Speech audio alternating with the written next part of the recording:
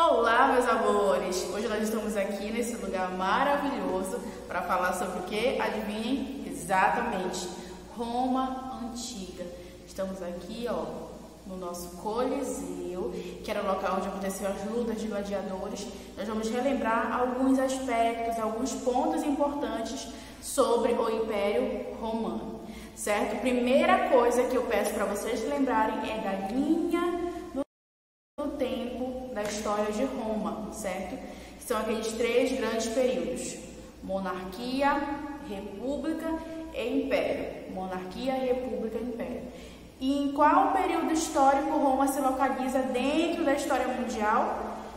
Exatamente, na Idade Antiga, certo? É uma coisa que eu sempre peço para vocês terem em mente. Onde nós estamos dentro da linha do tempo? Roma Antiga, Grécia Antiga, Egito Antigo, tudo dentro da Idade Antiga, certo? Além desses três períodos históricos, monarquia, república e império, você precisa saber a localização geográfica de Roma. Roma fica ali, na Península Itálica, naquela partezinha, naquela pontinha ali da Europa. Mas apesar de ter se localizado ali, naquela parte, Roma vai se expandir, vai dominar grande parte do mundo, vai dominar grande parte da Europa, quase toda a Europa, uma parte da Ásia, uma parte da África, certo? Roma foi um dos maiores impérios da história, beleza? Já vimos localização geográfica, então, já vimos os períodos históricos e agora falta o quê? A sociedade romana. Lembrem-se que a sociedade romana, ela era formada por principalmente 4 camadas. Lá em cima eu tenho os patrícios, que são aqueles nobres que tinham privilégios, tá? Abaixo eu tenho os clientes, que trabalhavam junto com os patrícios, eram funcionários dos patrícios. Abaixo tem os plebeus, tá? Que eram homens simples, trabalhadores, sem direitos. E abaixo eu tenho os escravos, certo? Esses escravos geralmente conseguidos por meio de guerra.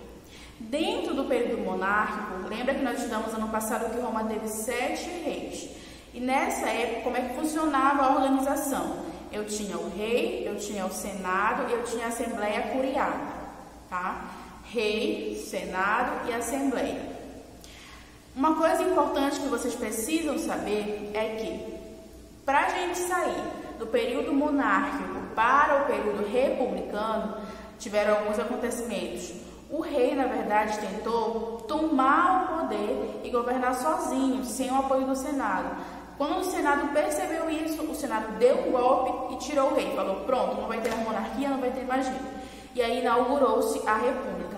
Na República eu não tenho rei, eu tenho o Senado, tenho uma Assembleia ali do povo, tá? Que já começa a ter alguma participação dos plebeus, e tenho a magistratura. Na magistratura é onde eu tenho todos aqueles cargos, que eu tenho os cônsules, eu tenho os pretores, os questores, os edis. Não vamos entrar nesses detalhes sobre esses funcionários da magistratura, porque são muitos detalhes. Mas vocês podem olhar na internet, nós estudamos isso no passado, tá? Apenas se lembrem que Senado, Assembleia e a magistratura, no período republicano, certo? E dentro do período republicano de Roma, nós também tivemos as guerras púnicas. Lembram que nós estudamos ano passado? Foi aquela guerra entre os cartagineses, que eram chamados de púnicos, e os romanos.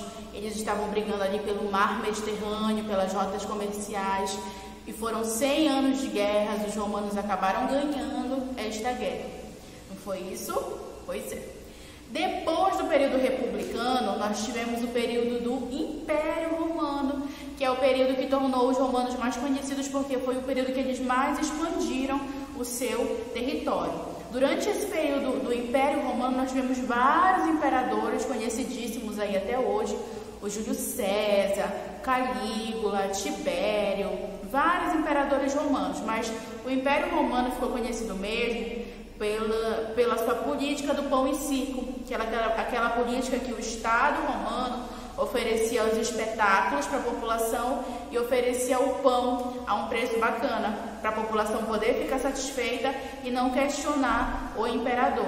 Então, de um lado eu tinha os espetáculos ali no Coliseu e do outro lado eu tinha o pão barato, que era o principal alimento da população mais pobre. E aí o governo fazia isso para que a população não questionasse. Até hoje temos alguns governos que usam essas estratégias para distrair a população e para fazerem lá no governo o que eles querem, certo? O que mais podemos falar sobre o Império Romano? Lembre-se também que nós falamos sobre os gladiadores, sobre as lutas de gladiadores que aconteciam lá no Coliseu. Lembra que nós falamos da estrutura também do Coliseu, que eu falei para vocês que lá dentro dava para encher de água e aconteciam as batalhas navais, não foi isso? Pois é. Lembrem-se também da crise que aconteceu no Império Romano devido ao grande aumento no número de escravos. O número de escravos dentro do Império Romano aumentou bastante. Por quê? Porque Roma se expandiu bastante e aí, conforme ela ia conquistando novos territórios, ela ia também conseguindo mais escravos. E aí, se tinha bastante escravo na cidade para fazer as coisas, logo as pessoas não contratavam a população mais pobre. A população mais pobre ficava sem emprego. Então, isso acabou gerando uma crise ali dentro da cidade de Roma, certo? No final do assunto de Roma, nós estudamos como foi que Roma acabou.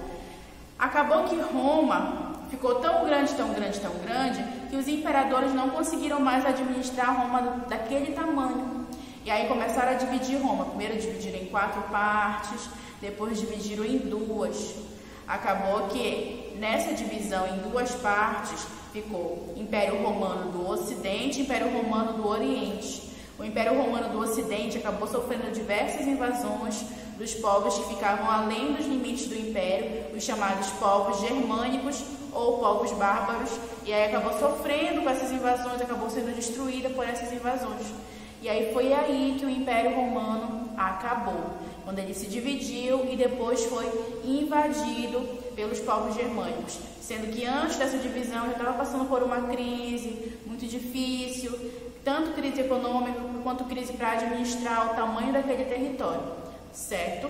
O Império Romano do Oriente conseguiu se sustentar durante a Idade Média todinha, até lá os anos 1400, certo? Quem caiu, quem ruiu mesmo foi o Império Romano do Ocidente. Beleza, pessoal? Essas foram algumas informações sobre o Império Romano, só para a gente lembrar alguns assuntos. Essa aula não é uma aula completa, tá longe de ser. É só um resumão para a gente lembrar que o Império Romano existiu, que nós estudamos ele ano passado e que essas são as principais informações sobre ele, tá? Um beijo, até a próxima.